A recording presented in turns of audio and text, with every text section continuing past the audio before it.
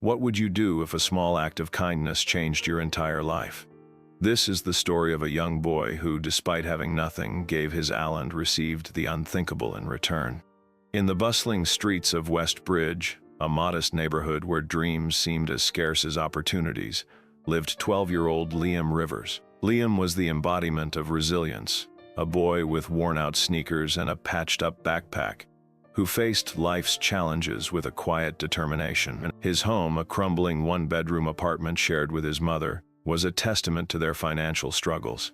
Yet, despite the peeling wallpaper and flickering lights, it was filled with love. Liam's mother, Clara, worked 2 jobs to make ends meet, her hands rough from scrubbing floors and her eyes tired from sleepless. Just a few miles away, in a sprawling mansion overlooking the city, billionaire Victor Harrington lived in stark contrast. Known for his tech empire, Victor's success was the envy of many, but his life was solitary.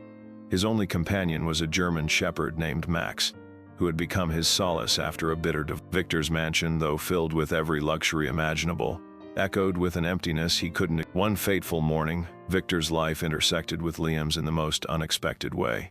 Max, bored of his usual routine, slipped out of the Harrington estate through a forgotten side. The dog roamed the streets, dodging honking cars and curious onlookers, until he found himself in Liam's neighborhood. For Liam, it was a rare day off from school. His teachers were on strike, and he had taken it upon himself to collect cans for recycling, hoping to earn a few extra dollars to help his. As Liam sifted through trash bins, he heard the sound of barking and turned to see Max cornered by a group of stray dogs. Without hesitation, Liam grabbed a stick and waved it, his small frame undeterred by the snarling pack. The stray dogs eventually backed off, leaving Liam to approach Max cautiously. He noticed the dog's expensive collar and the engraved tag that read, Max Harrington. It didn't take long for Liam to realize that Max belonged to someone. With no phone to call the number on the tag, Liam made the decision to walk the dog back to the address listed, unaware that this simple act would set into motion a life-altering chain of events. The Harrington estate loomed large as Liam approached its iron gates, Max trotting beside him. The pristine lawn and towering structure were a far cry from anything Liam had ever. As he reached for the intercom to ring the bell, his hands hesitated, smudged with dirt from his earlier. Before he could press the button, the gates opened automatically, and a man in a tailored suit, Victor's butler, Mr. Hammond, stepped. Where did you find him? Mr. Hammond asked sharply, eyeing Liam with suspicion. Liam, unfazed, explained how he had seen Max in trouble and brought him back. Hammond softened but still seemed reluctant to let Liam inside. It wasn't until Victor himself appeared at the doorway, drawn by Max's excited barking, that the situation changed. Victor, tall and imposing, scanned Liam from head to toe. His gaze lingered on the boy's muddy sneakers and patched jeans, but he said nothing. Instead, his focus shifted to Max, who wagged his tail and nuzzled against Liam, an unusual display of "You've done me a great favor," Victor said, his voice measured but sincere. Why don't you come in for a moment? Max seems to like. Inside the Harrington mansion, Liam was awestruck. The marble floors gleamed, chandeliers sparkled, and the walls were adorned with paintings that looked older than his entire neighborhood. Yet despite the grandeur, the house felt cold to Liam, beautiful but devoid of warmth. Victor led him to the kitchen, where a chef promptly handed Liam a plate piled high with. It had been days since Liam had eaten anything more than a peanut butter sandwich, and he hesitated at first, unsure if it was really. Victor observed silently as Liam ate. There was something about the boy's humility and quiet resolve that struck. Most people who crossed Victor's path saw him as a source of opportunity or wealth, but Liam seemed uninterested in anything beyond returning Max. When Liam finished, Victor asked about him. Reluctantly, Liam shared a bit of his life, his mother's struggles, his efforts to help her, and his dreams of becoming an engineer. He avoided sounding pitiful, speaking instead with a quiet pride. Victor, unaccustomed to such earnestness, found himself. As Liam stood to leave, Victor handed him an envelope. For your troubles, he said, though Liam's eyes widened in protest. It's a thank you, not charity, Victor added. Liam walked home with the envelope in his hand, his mind racing. When he finally opened it later that evening, he found several $100 bills inside. It was more money than he and his mother made in a month. He considered using it to pay for overdue bills or to fix their leaky roof. But guilt gnawed at him. He hadn't rescued Max for a reward, he had simply done what felt right. The next day, Liam returned to the Harrington mansion. This time, he was stopped at the gates by Mr. Hammond, who seemed surprised to see him again. "What brings you back, young man?" he asked. Liam hesitated but eventually explained. "I wanted to thank Mr. Harrington, but I can't accept the money." Victor overheard this exchange and invited Liam inside. Once again, Liam was struck by the mansion's grandeur, but his focus remained on returning the money. Victor listened quietly as Liam explained why he couldn't keep the reward. "I just wanted to help Max," Liam said earnestly. "That's all." Victor studied the boy for a long moment. In a world where many sought to take advantage of his wealth, Liam's honesty was a breath of fresh air. "If you won't take the money," Victor said finally, "then perhaps you'll allow me to help in another way." Victor offered Liam a job, to visit the mansion after school and help care for Max. It wasn't charity, Victor explained, but a way for Liam to earn money while doing something he was clearly good at. Liam agreed, grateful for the opportunity. Over the weeks that followed, Liam became a regular fixture at the Harrington estate. He and Max developed a bond, with the dog following him around the mansion like a shadow. Liam's natural kindness extended to the staff as well, and soon everyone from the chef to the gardeners warmed to him. Victor, however, remained a puzzle. Though he often worked late into the night, locked away in his home office, he made a point to occasionally watch Liam interact with Max. For years, Victor had been surrounded by people who saw him only as a source of wealth. But Liam seemed genuinely uninterested in his money. It intrigued Victor, who found himself growing fond of the boy in a way he hadn't expected. One evening, as Liam finished his tasks, Victor called him into the study. The room was lined with bookshelves, and a roaring fire cast flickering shadows across the walls. "Liam," Victor began, "I've noticed how much you care for Max and for people in general." Liam hesitated, unsure if his dream sounded foolish in such a grand setting. "I want to be an engineer," he said finally. "I want to design things that help people, like affordable housing or safer playgrounds." Young man, before success had hardened him. "That's a noble goal," Victor said. "But it's not an easy path. Have you thought about how you'll achieve it?" Liam admitted that he wasn't sure. College seemed like an impossible dream, given their financial situation. Victor didn't respond immediately, but Liam could see the wheels turning in his mind. Victor was taken aback by Liam's sincerity and ambition. It reminded him of his own drive as the conversation marked a turning point. From that day on, Victor began to involve Liam in tasks beyond caring for Max. He taught him how to balance budgets, negotiate deals, and think critically, skills Victor had learned through years of building his empire. Liam absorbed everything like a sponge, his hunger for knowledge clear in every question he asked. Yet Liam's life outside the mansion remained a struggle.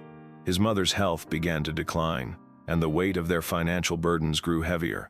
Despite his own hardships, Liam never complained, a trait that only deepened Victor's admiration for him. One crisp autumn afternoon, as Liam worked in the garden with Max by his side, a sleek black car pulled up to the Harrington estate. Out stepped Victor's estranged sister, Eleanor. She was a striking figure, with sharp features and an air of sophistication that matched her designer wardrobe. Eleanor rarely visited the mansion, her relationship with Victor strained by years of disagreements over family matters. However, this time, her visit had a purpose. Eleanor's eyes immediately landed on Liam, who was raking leaves. "And who is this?" she asked Victor, her tone teetering between curiosity and judgment. Victor explained how Liam had saved Max and was now working part-time at the estate. Eleanor, ever skeptical, raised an eyebrow. "You of all people taking in a boy from, well, humble beginnings? That's new."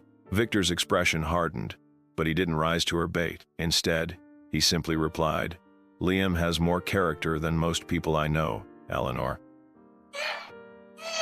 Perhaps you could learn a thing or two from him."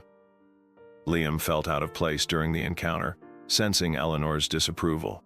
Later, as she and Victor spoke in the study, Liam overheard snippets of their conversation. Eleanor had come to discuss a lucrative business deal, but it was clear her visit also served as a thinly veiled reminder of her belief that Victor's wealth should remain within the family. Despite her misgivings, Eleanor couldn't deny the change she saw in her brother.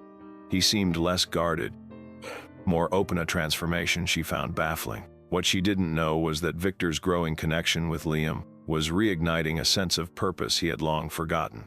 One evening, disaster struck. While Liam was tending to Max, Clara fainted at home.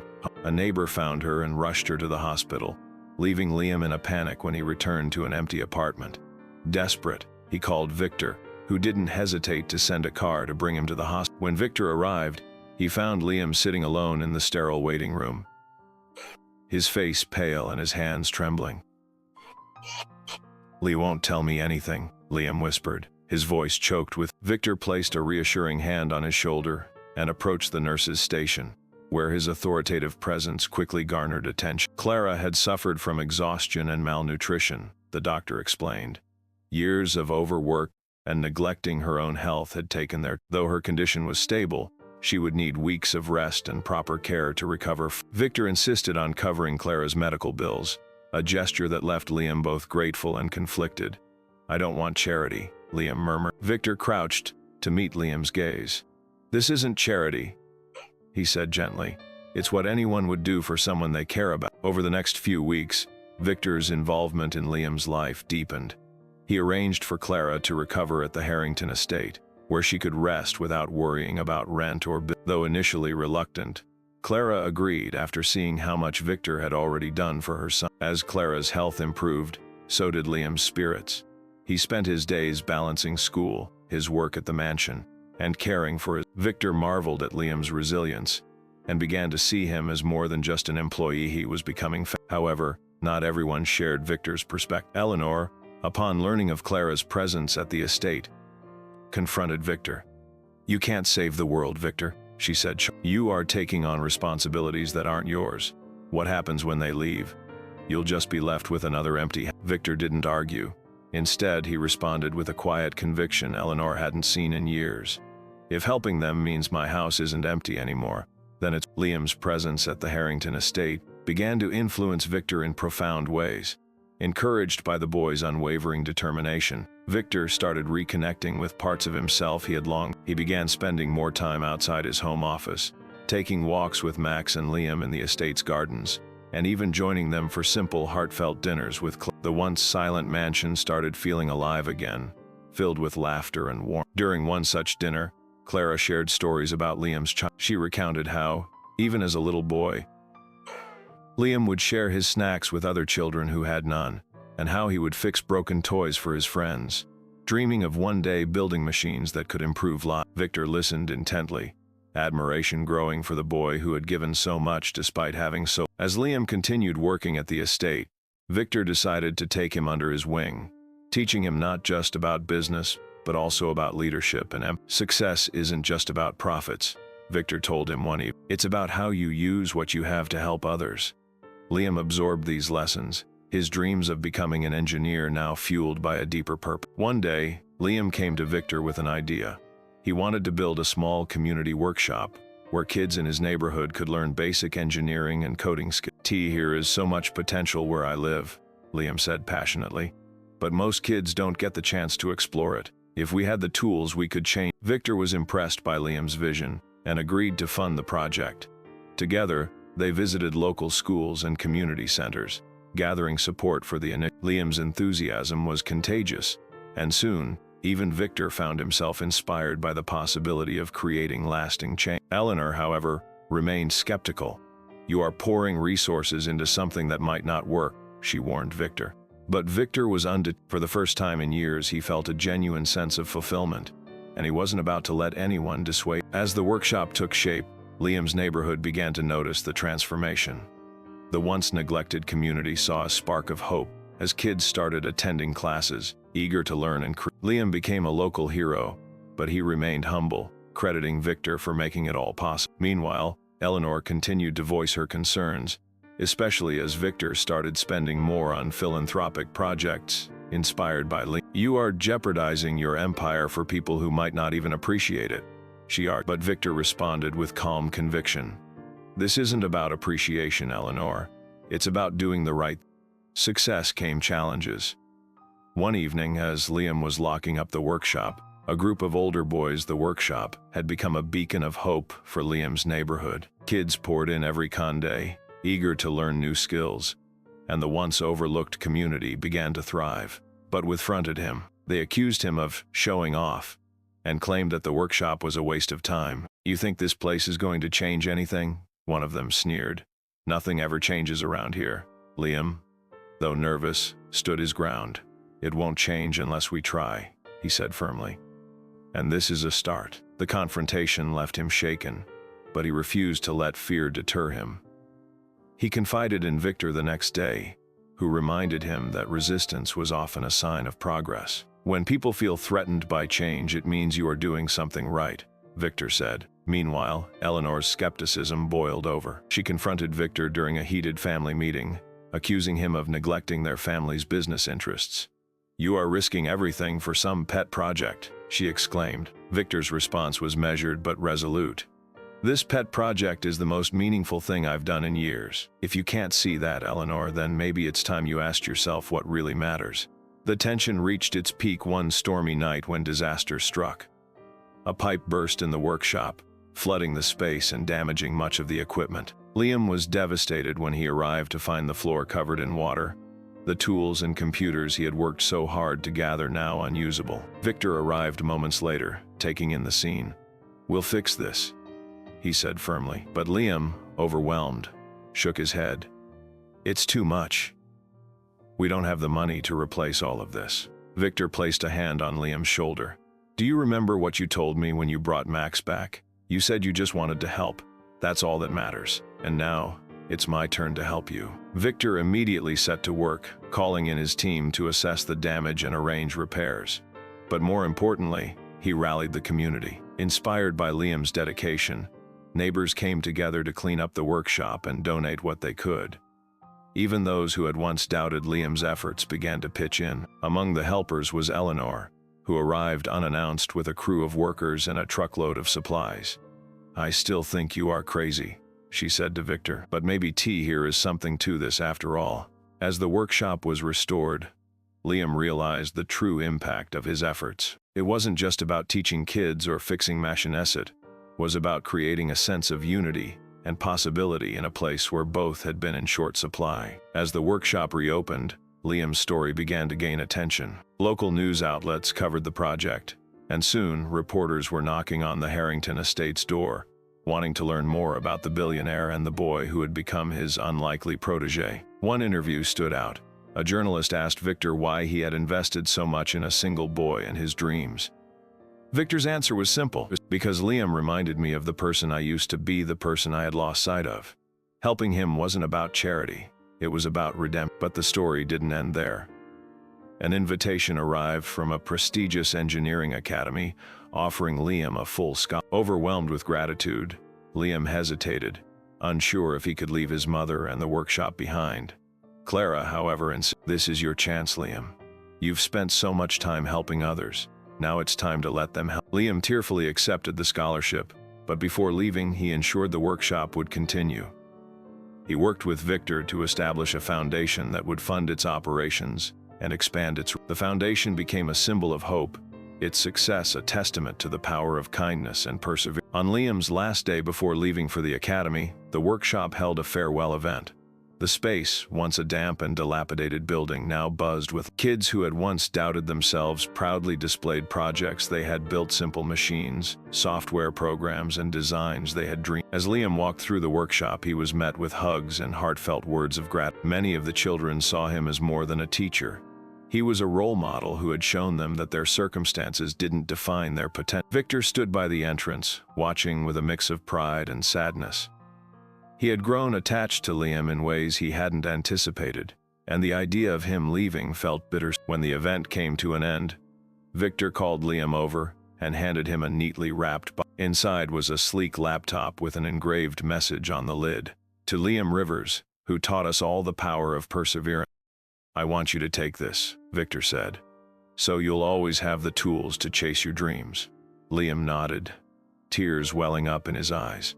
"Thank you for everything, Mr. Harrington. I wouldn't be here without you." Victor smiled, though his voice wavered with emotion. "You've done more for me than you realize, Liam. Don't ever forget that." As Liam left the estate, he looked back one last time. The towering gates that had once seemed so intimidating now felt like the doorway to a second home. That evening, Victor sat in his study, reflecting on how much had changed since the day Liam returned Max. His once empty mansion was now filled with memories and purpose, and for the first time in years, Victor felt truly alive. In the weeks following Liam's departure, the Harrington estate felt quieter, but it was far from empty. The workshop's foundation was thriving, and Victor found himself more involved than ever. He attended community meetings, spoke at local schools, and even started mentoring other young people from underprivileged backgrounds. Victor's transformation didn't go unnoticed.